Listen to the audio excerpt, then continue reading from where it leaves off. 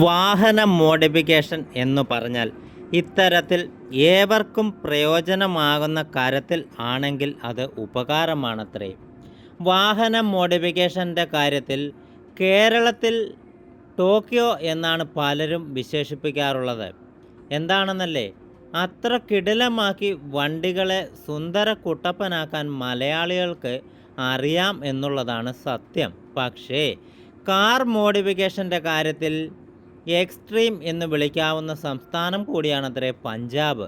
അവിടെ വാഹനങ്ങൾ സ്റ്റോക്ക് രൂപത്തിൽ ഉപയോഗിക്കുന്നവരുടെ എണ്ണം വളരെ കുറവായിരിക്കും. മഹേന്ദ്ര ബൊലേറോ, സ്കോർപിയോയുമെല്ലാം വലിയ അലോയ് വീലുകൾ ഇട്ട് വൃത്തിയാക്കി എടുക്കാറുണ്ടത്രേ. ഇവരുടെ പ്രധാന വിനോദമാണ്. പക്ഷേ എല്ലാവരും അങ്ങനെ ആവണമെന്നുമില്ലല്ലോ. നല്ല കിടുക്കാച്ചി ഐറ്റം ഉള്ള പിള്ളേരും പഞ്ചാബിലുണ്ടത്രേ. എന്തായി പറഞ്ഞു വരുന്നത് എന്നല്ലേ, അത്തരത്തിലൊരു വീഡിയോയാണ് ഈ കഴിഞ്ഞ ദിവസങ്ങളിൽ സോഷ്യൽ മീഡിയയിൽ വൈറലായിക്കൊണ്ടിരിക്കുന്നത്.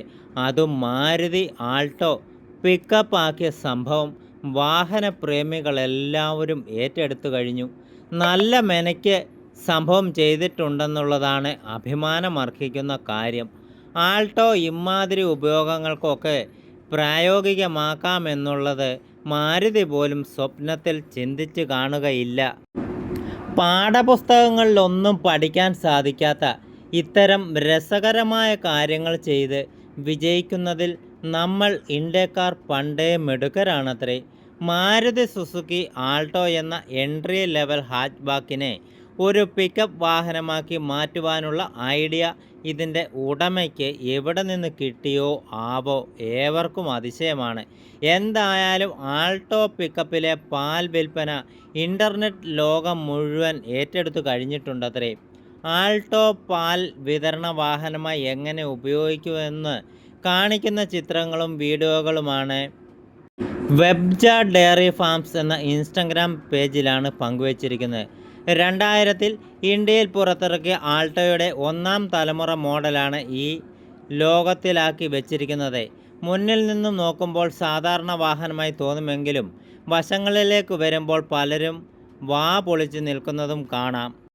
അതേസമയം വാഹനത്തിൻ്റെ പിന്നിൽ നിന്ന് നോക്കിയാൽ ഇത് വേറേതോ വാഹനം എന്ന് പോലും നമുക്ക് തോന്നും.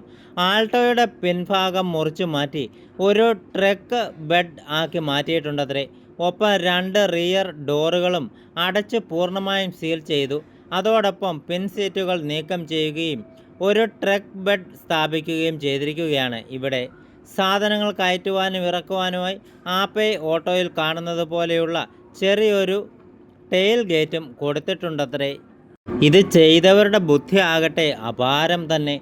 ഇന്ത്യയിൽ രൂപം മാറ്റി വരുത്തിയുള്ള ഇത്തരം മോഡിഫിക്കേഷനുകൾ കുറ്റകരമാണെന്നതിൽ സംശയമൊന്നുമില്ല. എങ്കിലും പഴയ കാറുകൾ ഇത്തരത്തിൽ പ്രായോഗികമായ ആവശ്യങ്ങൾക്ക് ഉപയോഗിക്കുന്നത് വേണമെങ്കിൽ സർക്കാരുകൾക്ക് അംഗീകരിച്ചു കൊടുക്കാവുന്ന ഒരു കാര്യം കൂടിയാണ്.